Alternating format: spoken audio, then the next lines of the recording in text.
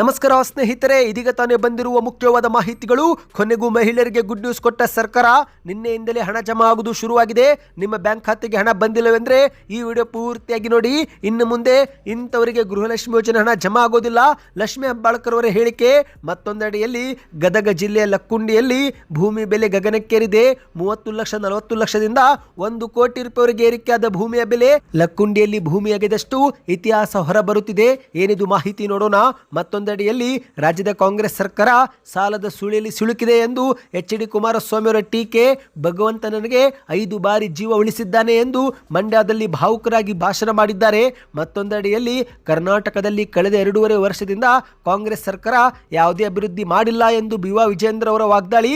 ಮತ್ತೊಂದೆಡೆಯಲ್ಲಿ ನಮ್ಮ ಗ್ಯಾರಂಟಿಗಳಿಂದ ರಾಜ್ಯ ಸರ್ಕಾರ ದೇಶದಲ್ಲಿ ನಂಬರ್ 1 ಆಗಿದೆ, ತಲಾ ಆದಾಯದಲ್ಲಿ ಮುಂಚೂಣಿಯಲ್ಲಿದೆ ಎಂದು ಖಾಲಿ ಖಜಾನೆ ಎಂದವರಿಗೆ ಸಿಎಂ ಸಿದ್ದರಾಮಯ್ಯರು ತಿರುಗೇಟು ಕೊಟ್ಟಿದ್ದಾರೆ. ಎಲ್ಲ ಮಾಹಿತಿಗಳನ್ನು ಡೀಟೇಲ್ ಆಗಿ ನೋಡೋಣ.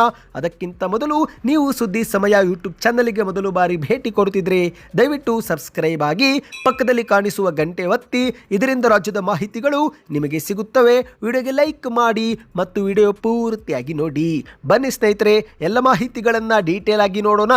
ನೀವು ಕೂಡ ಗೃಹಲಕ್ಷ್ಮಿ ಯೋಜನೆ ಫಲಾನುಭವಿಗಳಾಗಿದ್ರೆ ಈಗಲೇ ವಿಡಿಯೋಗೆ ಲೈಕ್ ಮಾಡಿ ಮತ್ತು ನಿಮ್ಮ ಬ್ಯಾಂಕ್ ಖಾತೆಯನ್ನು ಚೆಕ್ ಮಾಡಿಕೊಳ್ಳಿ. ಯಾಕಂದ್ರೆ ನಿನ್ನೆಯಿಂದಲೇ ಹಣ ಜಮಾ ಆಗುವುದು ಶುರುವಾಗಿದೆ. ಹೌದು ಸ್ನೇಹಿತರೆ, ಕೆಲ ಫಲಾನುಭವಿಗಳಿಗೆ ಜನವರಿ 24ರಂದು 2,000 ರೂಪಾಯಿ ಜಮಾವಾಗಿದೆ. ಇದು ಸೆಪ್ಟೆಂಬರ್ ತಿಂಗಳ ಕಂತಾಗಿದೆ. ಹೌದು, ರಾಜ್ಯ ಸರ್ಕಾರ 24 ಕಂತುಗಳನ್ನು ಬಿಡುಗಡೆ ಮಾಡಿದ್ದು ಈ ಒಂದು 24ನೇ ಕಂತು ನಿನ್ನೆ ಸಾಕಷ್ಟು ಫಲಾನುಭವಿಗಳಿಗೆ ಬ್ಯಾಂಕ್ ಖಾತೆಗೆ ಜಮಾ ಆಗಿದೆ ಎಂದು ವರದಿಯಾಗಿದೆ. ಹಾಗಾಗಿ ಸ್ನೇಹಿತರೆ, ಮೊಬೈಲ್ಗೆ ಮೆಸೇಜ್ ಬಂದಿರೋದಿಲ್ಲ, ಬ್ಯಾಂಕ್ ಖಾತೆಯನ್ನೇ ಚೆಕ್ ಮಾಡಿಕೊಳ್ಳಿ. ಇದೀಗ ಸರ್ಕಾರ 25ನೇ ಕಂತು ಕೂಡ ಬಿಡುಗಡೆ ಮಾಡಲು ನಿರ್ಧಾರ ಮಾಡಿದೆ. ಹೌದು, ಫೆಬ್ರವರಿ ಮೊದಲ ವಾರದಲ್ಲಿ ಮತ್ತೊಂದು ಕಂತು ಲಕ್ಷಾಂತರ ಮಹಿಳೆಯರಿಗೆ ಜಮಾವಾಗಲಿದೆ. ಸ್ನೇಹಿತರೆ, ಈಗಾಗಲೇ ಸರ್ಕಾರದ ಮಟ್ಟದಲ್ಲೇ ಈ ನಿರ್ಧಾರ ಅಂತಿಮಗೊಂಡಿದ್ದು ಹಣಕಾಸು ಇಲಾಖೆ ಅನುಮೋದನೆ ಬಳಿಕ ಅಧಿಕೃತವಾದ ಆದೇಶವು ಕೂಡ ಹೊರಬೀಳಲಿದೆ. ಸದ್ಯ ಬಂದಿರುವ ಮಾಹಿತಿ ಪ್ರಕಾರ ಗೃಹಲಕ್ಷ್ಮಿ ಯೋಜನೆಯ ಫಲಾನುಭವಿಗಳಿಗೆ ಇಲ್ಲಿಯವರೆಗೆ 24 ಕಂತು ಜಮಾವಾಗಿದೆ. ಅಂದ್ರೆ 48,000 ಹಣವನ್ನ ಫಲಾನುಭವಿಗಳು ಪಡೆದುಕೊಂಡಿದ್ದಾರೆ. ಇದೀಗ 25ನೇ ಕಂತಿನ 2,000 ರೂಪಾಯಿ ಇದು ಅಕ್ಟೋಬರ್ ತಿಂಗಳದ್ದಾಗಿದ್ದು ಇದು ಫೆಬ್ರವರಿ ತಿಂಗಳ ಮೊದಲ ವಾರದಲ್ಲಿ ಜಮೆ ಮಾಡಲಾಗುತ್ತಂತೆ. ಮಾಧ್ಯಮ ವರದಿಯ ಪ್ರಕಾರ ಮೊದಲ ಹಂತದಲ್ಲಿ ಬೆಂಗಳೂರು, ನಂತರ ರಾಜ್ಯದ 26 ಜಿಲ್ಲೆಗಳಿಗೆ, ಅದಾದ ಬಳಿಕ ಉಳಿದ ಜಿಲ್ಲೆಗಳಿಗೆ ಜಮೆ ಮಾಡಲಾಗುತ್ತೆ ಎಂದು ಹೇಳಲಾಗಿದೆ. ಹೌದು ಸ್ನೇಹಿತರೆ, ಯಾವ್ಯಾವ ಜಿಲ್ಲೆಯ ಫಲಾನುಭವಿಗಳಿಗೆ ಮೊದಲು ಹಣ ಜಮಾ ಆಗುತ್ತೆ ಎನ್ನುವ ಪಟ್ಟಿ ಬಂದಿಲ್ಲ. ಆದರೆ ಮೊದಲ ಹಂತದಲ್ಲಿ ಬೆಂಗಳೂರು, ನಂತರ 26 ಜಿಲ್ಲೆಗಳಿಗೆ, ಅದಾದ ಬಳಿಕ ಉಳಿದ ಕೆಲ ಜಿಲ್ಲೆಗಳಿಗೆ ಜಮೆ ಆಗುತ್ತೆ ಎಂದು ಹೇಳಲಾಗಿದೆ. ಅಂದಹಾಗೆ ಸ್ನೇಹಿತರೆ, ಇಲ್ಲಿ BPL ಪಡಿತರ ಚೀಟಿ ರದ್ದಾದವರಿಗೆ ಹಣ ಜಮಾ ಆಗೋದಿಲ್ಲ ಎನ್ನುವುದು ಒಂದು ಮಾಹಿತಿ. ಹೌದು ಸ್ನೇಹಿತರೆ, ಆಹಾರ ಇಲಾಖೆಯ ಡೇಟಾ ಆಧರಿಸಿ ಗೃಹಲಕ್ಷ್ಮಿಯರಿಗೆ ಹಣ ಪಾವತಿ ಮಾಡಲಾಗುತ್ತಿದ್ದು ಹಾಗಾಗಿ BPL ಕರಡು ರದ್ದಾದರೆ ಹಣವು ಕೂಡ ಹೋಲ್ಡ್ ಆಗುತ್ತೆ ಎಂದು ಬೆಂಗಳೂರಲ್ಲಿ ಮತ್ತೊಮ್ಮೆ ಲಕ್ಷ್ಮಿ ಹೆಬ್ಬಾಳ್ಕರ್ ಅವರು ಸ್ಪಷ್ಟನೆ ಕೊಟ್ಟಿದ್ದಾರೆ. ಹೌದು, ನಿಮ್ಮ ಬ್ಯಾಂಕ್ ಖಾತೆಗೆ ಹಣ ಬಂದಿಲ್ಲವೆಂದರೆ ಒಂದು ಬಾರಿ ನಿಮ್ಮ BPL ಪಡಿತರ ಚೀಟಿಯ ಒಂದು ಸಕ್ರಿಯ ಆಗಿದೆಯೋ ನಿಷ್ಕ್ರಿಯ ಆಗಿದೆಯೋ ಎಂಬುದನ್ನು ನೀವು ಖಚಿತಪಡಿಸಿಕೊಳ್ಳಿ. ಯಾಕಂದ್ರೆ BPL ಪಡಿತರ ಚೀಟಿ ರದ್ದಾದವರಿಗೆ ಗೃಹಲಕ್ಷ್ಮಿ ಯೋಜನೆ ಸಹಾಯಧನ ಸ್ಥಗಿತಗೊಳಿಸಲಾಗುವುದು ಎಂದು ಲಕ್ಷ್ಮಿ ಹೆಬ್ಬಾಳ್ಕರ್ ಅವರು ಹೇಳಿದ್ದಾರೆ. 3 ಕಾರ್ಡ್ನಲ್ಲಿ ಒಂದಾದರೂ ಪಡೆದುಕೊಂಡಿರಬೇಕು. ಅಂದ್ರೆ APL, BPL ಅಥವಾ ಅಂತ್ಯೋದಯ ಪಡಿತರ ಚೀಟಿಯಲ್ಲಿ ಯಾವುದಾದ್ರೂ ಒಂದು ಕಾರ್ಡ್ ಹೊಂದಿದ ಯಜಮಾನಿಯರಿಗೆ ಮಾತ್ರ 2,000 ರೂಪಾಯಿ ಜಮಾ ಆಗುತ್ತಂತೆ. ಹೌದು ಸ್ನೇಹಿತರೆ, ಅಂದಹಾಗೆ ಕುಟುಂಬದಲ್ಲಿ ಯಾರಾದರೂ GST ಅಥವಾ ಆದಾಯ ತೆರಿಗೆ ಪಾವತಿ ಮಾಡುತ್ತಿದ್ರೂ ಕೂಡ 2,000 ರೂಪಾಯಿ ಜಮಾ ಆಗೋದಿಲ್ಲ ಎಂದು ಲಕ್ಷ್ಮಿ ಹೆಬ್ಬಾಳ್ಕರ್ ಅವರು ಇಲ್ಲಿ ಮಾಹಿತಿ ಕೊಟ್ಟಿರುವಂಥದ್ದು. ನಿಮ್ಮ ಬ್ಯಾಂಕ್ ಖಾತೆಗೆ 2,000 ರೂಪಾಯಿ ಬಂತಾ ನೀವು ಕಮೆಂಟ್ ಮಾಡಿ ತಿಳಿಸಿ ಸ್ನೇಹಿತರೆ. ಯಾಕಂದ್ರೆ ಜನವರಿ ತಿಂಗಳು ಕೂಡ ಮುಗಿಯುವುದರಲ್ಲಿ 1 ವಾರ ಮಾತ್ರ ಬಾಕಿ ಇದ್ದು ಈಗಾಗಲೇ ಸಾಕಷ್ಟು ಫಲಾನುಭವಿಗಳಿಗೆ 2,000 ರೂಪಾಯಿ ಜಮಾವಾಗಿದೆ. ಬನ್ನಿದೀಗ ಮತ್ತೊಂದು ಮಾಹಿತಿಗೆ ಹೋಗೋಣ. ಗದಗ ಜಿಲ್ಲೆಯ ಐತಿಹಾಸಿಕ ಕ್ಷೇತ್ರವಾಗಿರುವ ಲಕ್ಕುಂಡಿಯಲ್ಲಿ ಭೂಮಿ ಅಗೆದಷ್ಟು ಇತಿಹಾಸ ಹೊರಬರುತ್ತಿದೆ. ಹೌದು ಸ್ನೇಹಿತರೆ, ಇತ್ತೀಚೆಗೆ ಮನೆ ಅಡಿಪಾಯ ಹಾಕುವಾಗ ಒಂದು ನಿಧಿ ಪತ್ತೆಯಾಗಿದೆ ಎಂದು ಹೇಳಲಾಗುತ್ತಿತ್ತು. ಇದೇ ಬೆನ್ನಲ್ಲೇ ರಾಜ್ಯ ಸರ್ಕಾರ ಈಗ ಅಲ್ಲಿ ಪುರಾತತ್ವ ಇಲಾಖೆ ಮೂಲಕ ಒಂದು ಪ್ರಾಚೀನ ವಸ್ತುಗಳನ್ನ ಪತ್ತೆ ಮಾಡುವ ಕೆಲಸದಲ್ಲಿ ನಿರತವಾಗಿದೆ. ಹೌದು, ಈ ಒಂದು ನಿಧಿ ಶೋಧದ ಸುದ್ದಿಯಿಂದಾಗಿ ಅಲ್ಲಿನ ಗ್ರಾಮದ ಜಮೀನಿನ ಬೆಲೆ ಗಗನಕ್ಕೇರಿದೆ. ಹೂಡಿಕೆದಾರರು ಆಸಕ್ತಿ ತೋರುತ್ತಿದ್ದಾರೆ. ಹೌದು ಸ್ನೇಹಿತರೆ, ಪತ್ತೆಯಾದಂಥ ವಸ್ತುಗಳು ಕಲ್ಯಾಣ ಚಾಲುಕ್ಯರ ಕಾಲದ್ದೆಂಬ ಒಂದು ಕುತೂಹಲವು ಕೂಡ ಈಗ ಮೂಡಿದೆ.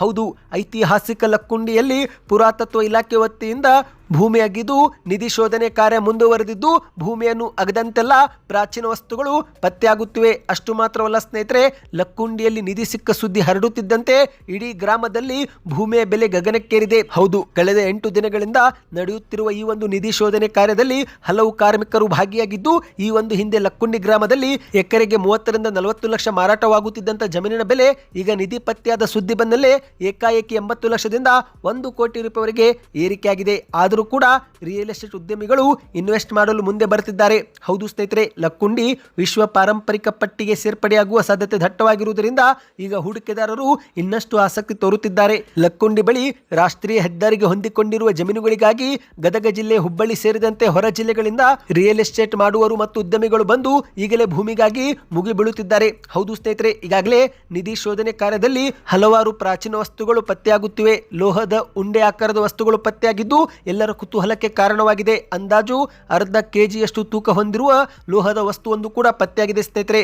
ಶಿವನ ಮೂರ್ತಿ ಪತ್ತೆಯಾಗಿದೆ, ಪಂಚಮುಖಿ ನಾಗರ ಹಾವಿನ ಮೂರ್ತಿ ಪತ್ತೆಯಾಗಿದೆ ಮತ್ತು ಇನ್ನೂ ಆಳಕ್ಕೆ ಇಳಿದಂತೆಲ್ಲ ಮಣ್ಣಿನಡಿಯಲ್ಲಿ ಇನ್ನೂ ಯಾವುದೋ ದೊಡ್ಡ ರಹಸ್ಯ ಅಡಗಿದೆ ಎಂಬ ಒಂದು ಕುತೂಹಲವು ಕೂಡ ಅಲ್ಲಿನ ಜನರಲ್ಲಿ ಮೂಡಿದೆ ಸ್ನೇಹಿತರೆ. ಈಗಾಗಲೇ ಆ ಒಂದು ಜಾಗಕ್ಕೆ ಧಾರವಾಡದ ಕೃಷಿ ವಿದ್ಯಾಲಯ ವಿದ್ಯಾರ್ಥಿಗಳು ಕೂಡ ಭೇಟಿ ನೀಡುತ್ತಿದ್ದು, ಇದರ ಮಧ್ಯೆ ಅಧಿಕಾರಿಗಳು ಕೂಡ ಬಂದು ಆಗಾಗ ಪರಿಶೀಲನೆ ಮಾಡಿ ಹೋಗುತ್ತಿದ್ದಾರೆ ಸ್ನೇಹಿತರೆ. ಬನ್ನಿದೀಗ ಮತ್ತೊಂದು ಮಾಹಿತಿಗೆ ಹೋಗೋಣ.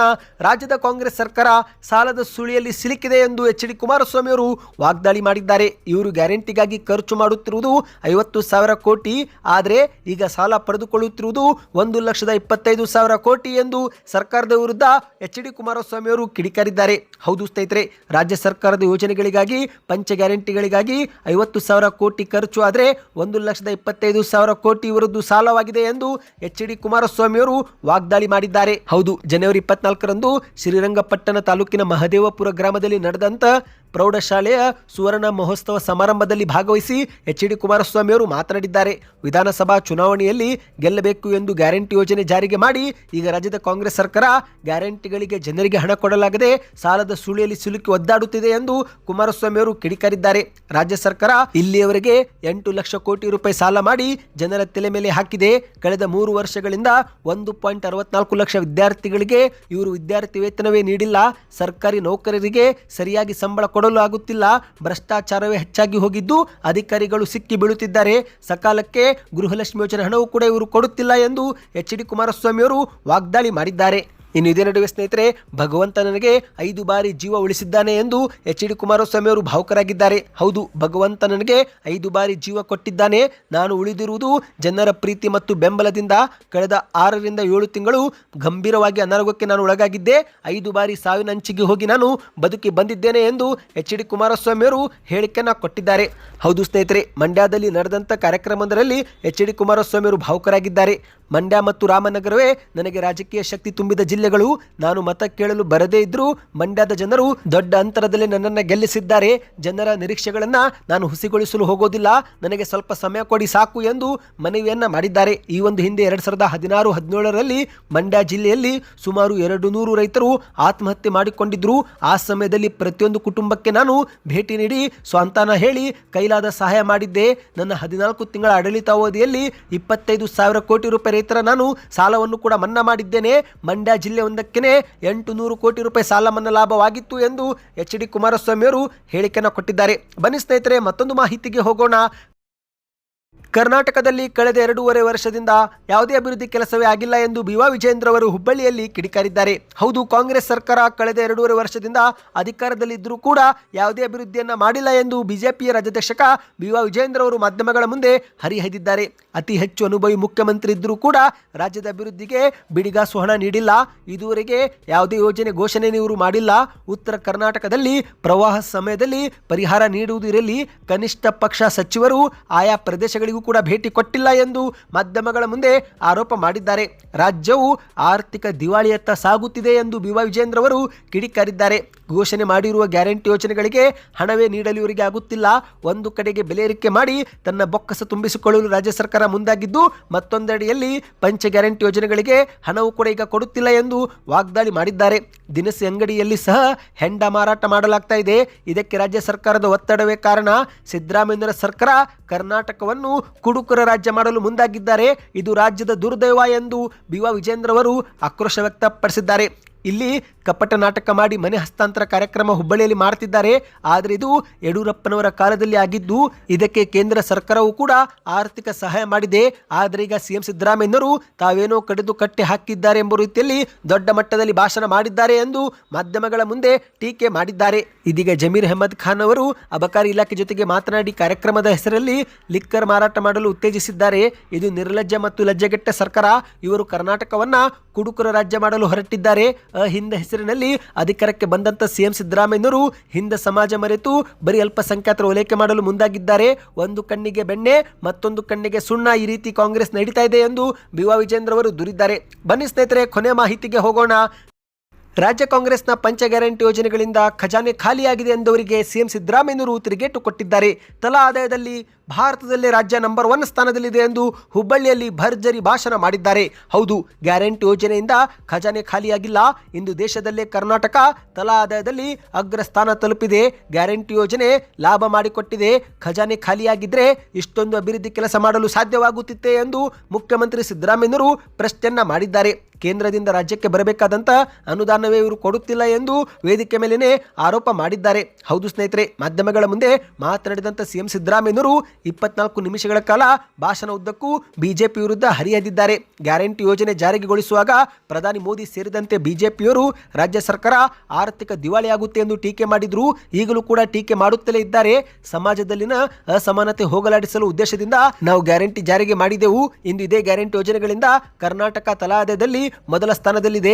ತಲಾ ಆದಾಯದಲ್ಲಿ ಭಾರತದಲ್ಲೇ ನಂಬರ್ 1 ಸ್ಥಾನ ನಾವು ತಲುಪಿದ್ದೇವೆ. ಇದು ನಮಗೆ ಹೆಮ್ಮೆಯ ವಿಷಯ ಅಲ್ಲವೇ ಎಂದು ಸಿಎಂ ಸಿದ್ದರಾಮಯ್ಯನವರು ಪ್ರಶ್ನೆ ಮಾಡಿ ತಿರುಗೇಟು ಕೊಟ್ಟಿದ್ದಾರೆ. ಸದ್ಯಕ್ಕೆಷ್ಟೇ ಇತ್ತು. ಈ ಮಾಹಿತಿ ಪೂರ್ತಿಯಾಗಿ ನೋಡಿದ್ರೆ ಕಂಪ್ಲೀಟ್ ವಿಡಿಯೋ ಕಮೆಂಟ್ ಮಾಡಿ, ವಿಡಿಯೋಗೆ ಲೈಕ್ ಮಾಡಿ.